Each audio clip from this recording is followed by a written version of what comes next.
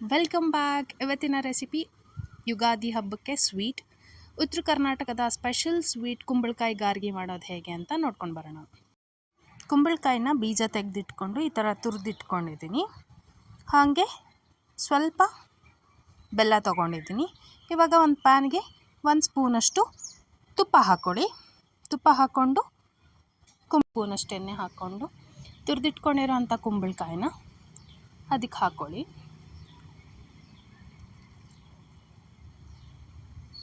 ಇವಾಗ ಸ್ವಲ್ಪ ಕೈ ಆಡಿಸಿ, ಜಾಸ್ತಿ ಎಲ್ಲ ಫ್ರೈ ಮಾಡ್ಕೊಳಕ್ಕೆ ಹೋಗಬೇಡಿ. ಈ ಕನ್ಸಿಸ್ಟೆನ್ಸಿಲಿದ್ದರೆ ಸಾಕು. ಇವಾಗ ಒಂದು ಪಾತ್ರೆ ತಗೊಂಡು ಅದಕ್ಕೆ ಬೆಲ್ಲ ಹಾಕ್ಕೊಳ್ತಾ ಇದ್ದೀನಿ. ಪಾಕ ಮಾಡಬೇಕಲ್ವ, ಹಾಗಾಗಿ ಬೆಲ್ಲ ಹಾಕ್ಕೊಳ್ತಾ ಇದ್ದೀನಿ. 1 ಗ್ಲಾಸಷ್ಟು ನೀರು ಹಾಕ್ಕೊಂಡು ಪಾಕದ ಹದ ಬರೋವರೆಗೂ ಅದನ್ನು ಕುದಿಸಿ. ಪಾಕದ ಹದ ಬಂದಿದೆ. ಇವಾಗ ಒಂದು ದೊಡ್ಡ ಪಾತ್ರೆ ತಗೊಂಡು ಅದಕ್ಕೆ ನಾವು ಪಾಕ ಮಾಡ್ಕೊಂಡಿದ್ವಲ್ಲ ಅದನ್ನು ಹಾಕ್ಕೊಳ್ತಾ ಇದ್ದೀನಿ.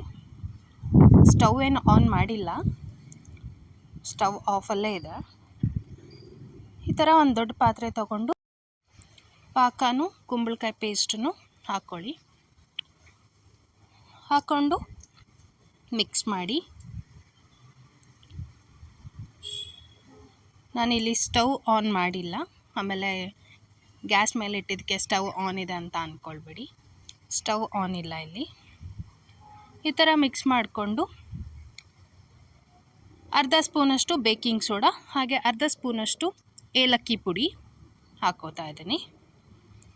ಹಾಕ್ಕೊಂಡು ಮತ್ತೆ ಮಿಕ್ಸ್ ಮಾಡ್ಕೊಳ್ಳಿ.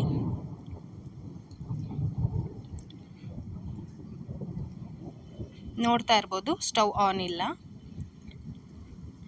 ಇವಾಗ 1 ಬಟ್ಲಷ್ಟು ಗೋಧಿ ಹಿಟ್ಟನ್ನು ತಗೊಂಡಿದ್ದೆ, ಅದನ್ನು ಹಾಕ್ಕೊಂಡು ಮಿಕ್ಸ್ ಮಾಡ್ಕೊಳ್ಳಿ.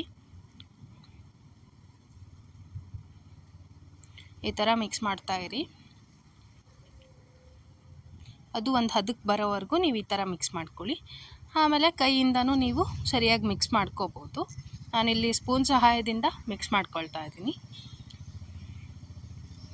ನೀವು ನೋಡ್ತಾ ಇರ್ಬೋದು ಮಿಕ್ಸ್ ಆಗಿದೆ.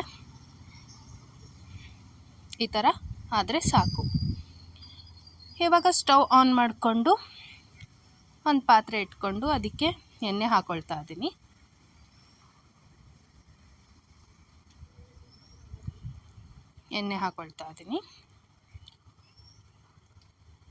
ಕಾದಿರೋ ಎಣ್ಣೆಗೆ ಈ ಥರ ತಗೊಂಡು ಮಧ್ಯ ಹೋಲ್ ಮಾಡಬೇಕಾಗತ್ತೆ. ಅದನ್ನು ಈ ಥರ ಹೋಲ್ ಮಾಡಿ ಹಾಕ್ಕೊಂಡ್ರೆ ಆಯಿತು.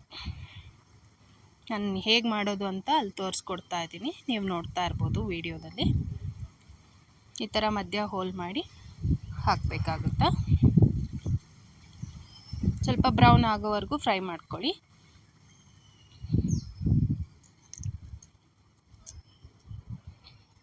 ಕುಂಬಳಕಾಯಿ ಗಾರ್ಗಿ ರೆಡಿ ಆಗಿದೆ. ಇವಾಗ ನಾನು ಪ್ಲೇಟಿಗೆ ತೆಗಿತಾ ಇದ್ದೀನಿ. ನೀವು ಯುಗಾದಿ ಹಬ್ಬಕ್ಕೆ ಈ ಸ್ವೀಟ್ ರೆಸಿಪಿನ ಟ್ರೈ ಮಾಡಿ, ತುಂಬ ಟೇಸ್ಟ್ಫುಲ್ ಆಗಿರುತ್ತೆ. ಹಾಗೆ ಈ ರೆಸಿಪಿ ನಿಮಗೆ ಇಷ್ಟ ಆಗಿದ್ದಲ್ಲಿ ಲೈಕ್ ಮಾಡಿ, ಶೇರ್ ಮಾಡಿ, ಕಾಮೆಂಟ್ ಮಾಡಿ. ಹಾಗೆ ನಮ್ಮ ಚಾನಲ್ನ ಸಬ್ಸ್ಕ್ರೈಬ್ ಮಾಡಿ. ಇನ್ಸ್ಟಾಗ್ರಾಮಲ್ಲೂ ಫಾಲೋ ಮಾಡೋದನ್ನು ಮರಿಬೇಡಿ. Thank you for watching.